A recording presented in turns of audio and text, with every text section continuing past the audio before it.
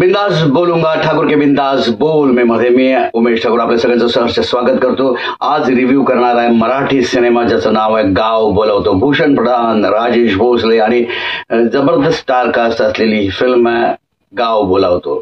आता खरं तर दुःख आहे मला या गोष्टीचं की ह्याचा शो बघायला जरा खूपच मेहनत घ्यावी लागली आणि गाव बोलवतो हा सिनेमा बघायला मिळाला। आता गाव बोलवतो ह्या टायटलमध्ये सगळं दडलेलं आहे। वन लाईन त्याची क्लिअर कट आपल्याला कळते की कोणाला तरी गावी बोलवलं जातं किंवा बघायला गेलं तर असे अनेक सिनेमे आहेत की कोणी गावाकडून शहराकडे जातं आणि शहराकडून गावाकडे जातं। आता मुळात आताचा जो फॉर्म बघितला गेला तर लोक हल्ली बरीच सुशिक्षित जी मुलं आहेत ती खूप शिकतात, ॲग्रिकल्चरचा अभ्यास करतात आणि गावी जाऊन शेती करतात किंवा चांगल्या हुद्द्यावर असताना देखील ते गावी जातात आणि शेती करतात किंवा काहीतरी सुधारण्याचं काम करतात। तोच प्लॉट हा या सिनेमाचा आहे ज्याचं नाव आहे गाव बोलावतो। भूषण प्रधान आणि त्याची बायको हे मुंबईत काम करत असतात। ते कुठलं काम करतात ते काय दाखवलं नाही, रिव्हील केलं नाही, पण ते गावी येतात, गाव सुधारण्याचा प्रयत्न करतात आणि गाव सुधारत असताना अनेक प्रॉब्लेम्स क्रिएट होतात।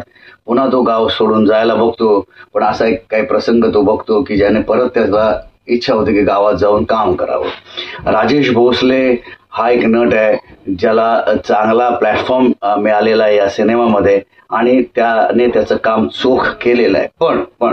पण मुळात बरेचसे सगळे कलाकार ते काम चांगलं करतात, पण काय आहे ना की स्टोरी, स्क्रीन प्ले, डायलॉग हे खूप महत्वाचे असतात। हे प्रोड्युसर किंवा डायरेक्टर विसरतो असं मला वाटतं, कारण गाव बोलवतो हे टायटलमध्ये असं कळतं की बाबा शहरातून कोणी गावाकडे येतं आणि गावाकडे आलेला भूषण प्रधान गाव सुधारण्याचं काम करतो। एक चांगली वन लाईन आहे, पण स्क्रीन प्ले कसा असावा ह्यावर बऱ्याच लेखकांना खूप अभ्यास करायला पाहिजे असं मला वाटतं, कारण आपल्या मराठीमध्ये स्क्रीन प्लेचाच झोल आहे। सिनेमा कसा रंगवला पाहिजे याचा विचार फार कमी केला जातो।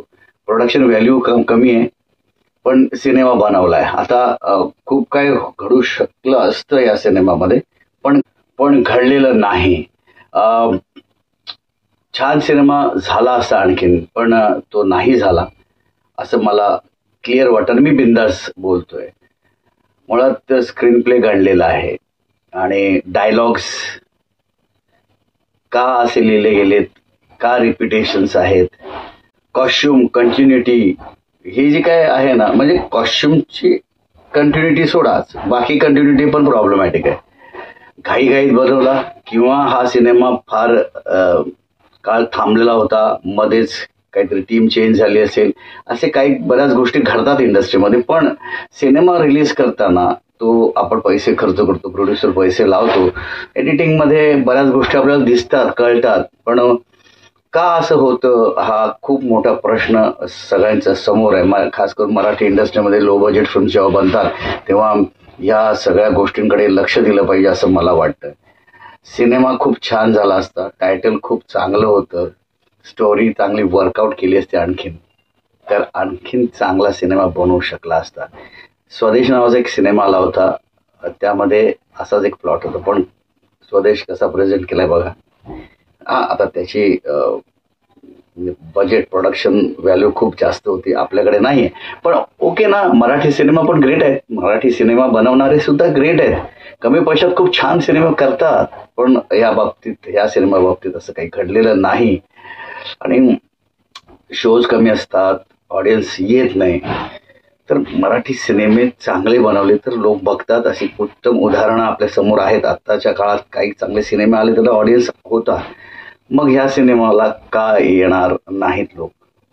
पण रिपोर्ट चांगला नसला की ऑडियन्स हतबल होतो आणि मराठी सिनेमाकडे वळत नाही।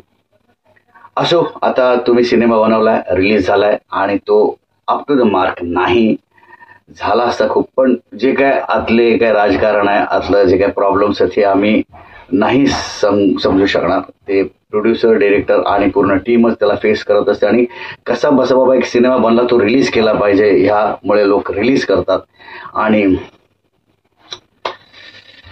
काय होतं ते तुमच्या समोर आहे। असो, सिनेमा चांगला झाला असता आणखीन, बघायला काय हरकत नाही, पण नाही शब्द माझ्याकडे, मला माफ करा, मी याच्यावरती काही भाष्य करू शकणार नाही.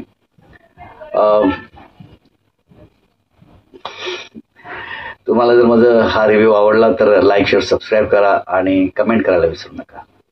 मराठी सिनेमे चांगले बनवा, ऑडियन्स थिएटरकडे कसा येईल याच्याकडे जरा जास्त लक्ष द्या आणि योग्य वेळी सिनेमा रिलीज करा. 4-4, 5-5 सिनेमे एकाच वेळेला रिलीज जर झाले तर आणखीन बोम. त्यात मराठी आणि साऊथच्या फिल्म्स ज्या आता येत आहेत त्या सगळं मार्केट कव्हर करतायत. मग आपला मराठी सिनेमा कसा टिकवायचा हे सगळं तुम्ही ठरवायचं. धन्यवाद.